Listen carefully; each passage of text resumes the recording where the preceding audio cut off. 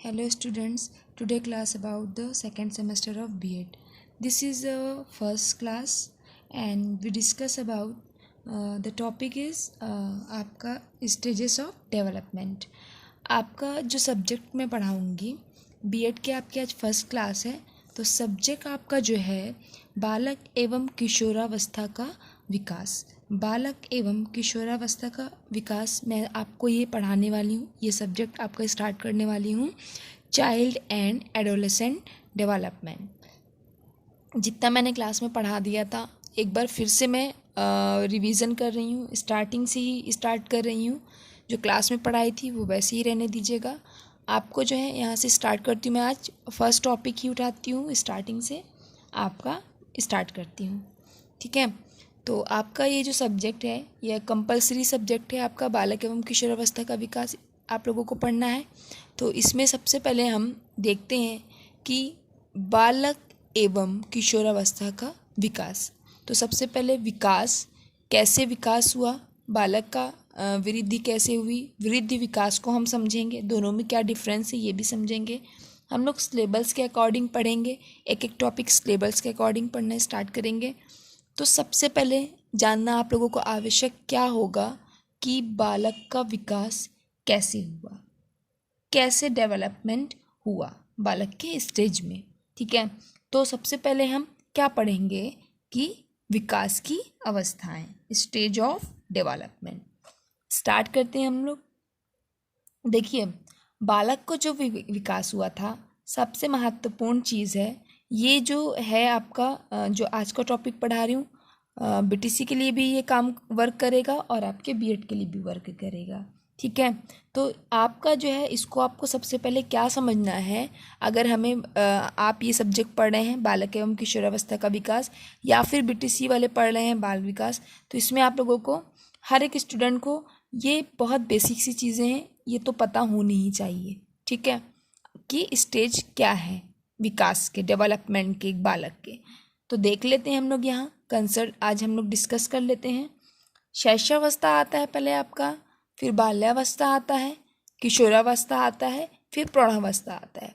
पढ़ना आपको बीएड वालों को सिर्फ किशोरावस्था के अंतर्गत ही पढ़ना है, बट हम लोग ये तीनों स्टेजेस के बारे में भी स्टार्टिंग से पढ़ेंगे थोड़ा बहुत, तब जाकर हम जो है इसको हम किशोरावस्था पर आएंगे।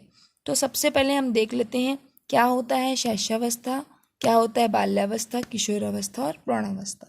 डिस्कस करते हैं हम लोग आज शैशवावस्था को। सबसे पहले शैशवावस्था हमारा क्या है, देखिए शैशवावस्था की जो आपकी अवधि होती है बालक की, एक शिशु की जो अवधि होती है शैशवावस्था की, वो क्या होती है, उसको माना जाता है 0 से लेके 5 वर्ष तक।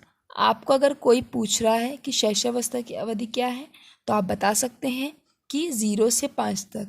बट अगर आपको कोई पूछता है कि इसके 2 स्टेप होते हैं, शैशवावस्था के 2 स्टेप होते हैं, ये दोनों स्टेप को आप बताइए, तब जाकर आप बताएंगे कि 2 स्टेप इसके होते हैं। एक होता है पूर्व शैशवावस्था, एक होता है उत्तर शैशवावस्था, ठीक है। तो पूर्व शैशवावस्था की जो अवधि होती है वो 0 से 3 होती है और उत्तर शैशवावस्था की जो अवधि होती है वो 3 से 5 होती है। तो आप लोग कंफ्यूज्ड मत होइएगा, कोई शैशवावस्था की अवधि पूछता है आप बता सकते हैं, पेपर में आपके आता है कि शैशवावस्था की अवधि को दर्शाइए, तो आप लिख सकते हैं जन्म से लेकर 5 वर्ष तक। बट अगर उसमें आता है आपको लिखने का सही तरीका, उत्तर ये है आपका कि शैशवावस्था की अवधि जो होती है वो जन्म से 5 वर्ष तक होती है, परंतु इसमें जो है 2 स्टेप होते हैं, 2 चरण होते हैं। पहला होता है पूर्व शैशवावस्था। पूर्व मतलब कंफ्यूज्ड ना होने के मारे आप लोग देखिए, पूर्व मतलब क्या होता है, पहले का, ठीक है। पूर्व पहले का आपकी जो अवधि है बालक की वो 0 से 3 मानी जाती है, ये पहला हो गया। उत्तर शैशवावस्था जो होती है वो 3 से 5 वर्ष होती है। नेक्स्ट आपका इसमें है बाल्यावस्था। बाल्यावस्था की अवधि क्या होती है, जब यहाँ देखिए 3 से 5, 0 से 5 तक खत्म हुआ, तो यहाँ 6 से 12 वर्ष तक का अवधि जो होती है वो बाल्यावस्था की अवधि होती है। नेक्स्ट इसके बाद में आता है किशोरावस्था। फिर किशोरावस्था की अवधि क्या होती है, बहुत दार्शनिकों में बहुत मतभेद है, जैसा कि मैंने आप लोगों को क्लास में ही बताया है, आप लोगों को ये चीज़ पता हो गई होगी। तो मतभेद है, कोई कहता है 12 से लेकर 18 वर्ष, कोई कहता है 13 से लेकर 19 वर्ष। तो आप जब एग्ज़ाम में पुटअप करेंगे तो आप देख ली, आपको सही आंसर लिखने का तरीका है 12, 13 से लेकर 18 से 19। ये सही है, आपकी परिभाषा एक किशोरावस्था को दर्शाने के लिए है। ठीक है, फिर इसके बाद में प्रौढ़ावस्था आती है, वो 18, फिर है बहुत लोग 18 तक मानते हैं किशोरावस्था, तो वो 18 के बाद की आयु को प्रौढ़ावस्था मान रहे हैं दार्शनिक, और बहुत लोग 19 तक, तो 19 के बाद को मानते हैं। तो हम एग्जैक्ट आंसर ये बता सकते हैं 18 या 19 के बाद की आयु को जो है हम प्रौढ़ावस्था कहते हैं। ठीक है, तो हम जो है सबसे पहले शैशवावस्था जो है उसको थोड़ा सा डिस्कस कर लेते हैं कि क्या है शैशवावस्था। देखिए, जब हमने आपको आयु बता दी है कि जन्म से लेकर 5 वर्ष तक, तो आप सब समझ गए होंगे कि जन्म से लेकर 5 वर्ष की आयु में कैसे कैसे डेवलपमेंट जो है एक बालक के अंदर होते हैं। भाई जन्म लेता है बालक, ठीक है, तो क्या होगा, अगर हम कह सकते हैं ना कि शैशवावस्था जो होता है वो जीवन का जो है महत्वपूर्ण काल माना जाता है कि नहीं। फिर ये कैसी आयु है, ये कैसी आयु है, ये इस आयु में बच्चे क्या करते हैं, खिलौना खेलते हैं, टॉयज खेलते हैं। तो हम कह सकते हैं ना कि इस आयु को जो है खिलौने की आयु भी कहा जा सकता है ना। इसके बाद में क्या होता है, शैशवावस्था में जो है आप देखेंगे कि 0 से 3 वर्ष तक तो इतना ज़्यादा मतलब ग्रोथ नहीं होता है इतना स्पीड में। 3 से 5 वर्ष तक जो है मतलब डेवलपमेंट अच्छा, विकास अच्छा होता है, शारीरिक विकास। ठीक है, शारीरिक विकास होता है इसमें, किसमें, शैशवावस्था में। सीखने की प्रक्रिया में तीव्रता आती है। आप लोग देखे होंगे अपने घर में भी बच्चों लोगों को, आप इस आयु में देख सकते हैं कि अगर सामने वाला व्यक्ति एक गिलास उठा रहा है तो बच्चा उसको देखकर नकल बहुत जल्दी करता है, सीखता बहुत जल्दी है। तो क्या आया इसमें, सीखने में तीव्रता आई कि नहीं आई, ऑब्वियस सी बात है आई है। नेक्स्ट अगर हम देखें तो शैशवावस्था में क्या होता है, दोहराने की प्रवृत्ति भी होती है। दोहराने की प्रवृत्ति कैसे होती है, देखिए आप लोग, अगर हम कोई भी चीज़ को मना कर रहे हैं बच्चों को कि बच्चा बार बार वही चीज़ कर रहा है, बालक करता है ना वही सारी चीज़ें, तो दोहराने की भी प्रवृत्ति बच्चों में, बालकों में बहुत ज़्यादा होती है। कौन सी आयु में, शैशवावस्था की आयु में।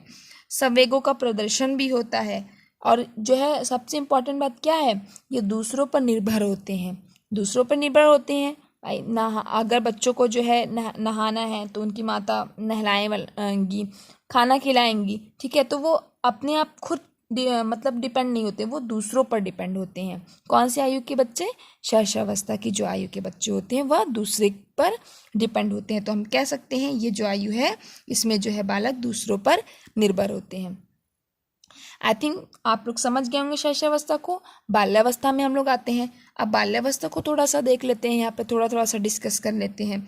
बाल्यावस्था को जैसे मैंने आपको बताया कि 6 से लेकर 12 वर्ष की आयु में, तो जान गए आप लोग 6 से 12 वर्ष की आयु में बालक कैसा होता है, जो है जीवन का निर्माण काल होता है इसमें बालक का। क्यों निर्माण काल होता है, क्योंकि जो है यह जो है प्रारंभिक विद्यालय की आयु मानी जाती है। बालक के जो है प्रारंभिक विद्यालय की आयु आपके एग्जाम में आ सकता है कि प्रारंभिक विद्यालय की आयु किसे मानी जाती है, तो आप कह सकते हैं कि बाल्यावस्था को प्रारंभिक विद्यालय की आयु माना जाता है। क्योंकि आप देखे होंगे ना कि 6 वर्ष से ही एडमिशन शुरू हो जाते हैं, बच्चों के 6 वर्ष की से एडमिशन लिए जाते हैं, तो क्या कहा जाएगा, ये प्रारंभिक विद्यालय की आयु है। किसकी, किसमें, बाल्यावस्था में।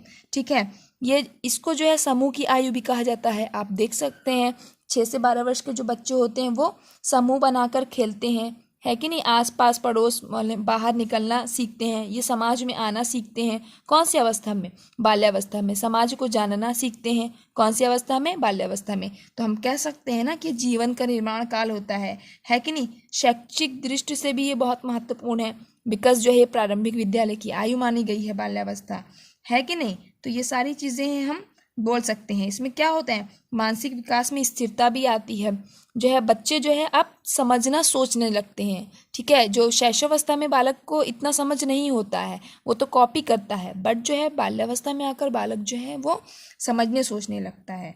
तो इसमें जो है आत्मनिर्भरता की भावना आ जाती है। जहाँ बच्चा शैशवावस्था की अवधि में था, दूसरों पर डिपेंड था, इसमें जो है बाल्यावस्था अपना काम की अवस्था में बालक जो है अपना काम स्वयं करने लगता है। ठीक है, नैतिकता की भावना भी होती है इसमें। तो बाल्यावस्था को हम इस तरीके से दर्शा सकते हैं। नेक्स्ट हम थोड़ा सा डिस्कस कर लेते हैं किशोरावस्था। किशोरावस्था क्या है? मैंने कहा आपको 12-13 से लेकर 18 से 19 वर्ष की आयु। जब आयु मैंने बता दिया तब आप खुद समझ गए होंगे कि जो है किशोरावस्था में क्या होता है।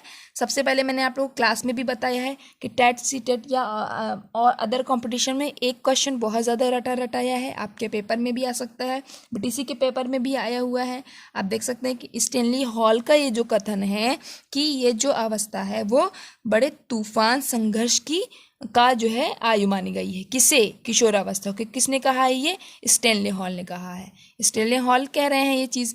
तो और एक चीज़ और स्टैनली हॉल ने कहा है कि ये जो है एक नया जन्म है। कौन सा? किशोरावस्था एक नया जन्म उन्होंने माना है स्टैनली हॉल ने।